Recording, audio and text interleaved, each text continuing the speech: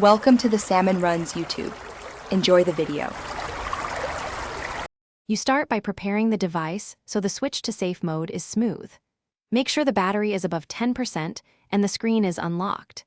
Now press and hold the power button until the power menu shows. This triggers options the system uses to reboot differently. Once done, you'll see restart or power off choices. Do not tap them yet.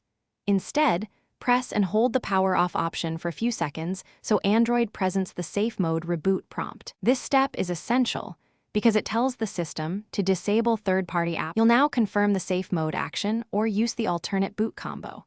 If the prompt appears, tap OK to reboot into safe mode.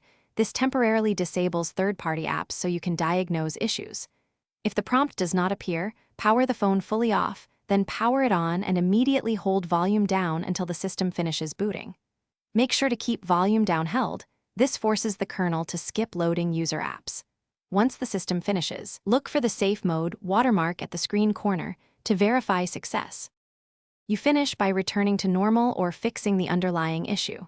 To exit safe mode, simply restart the phone from the power menu and let it boot normally. This restores all apps automatically.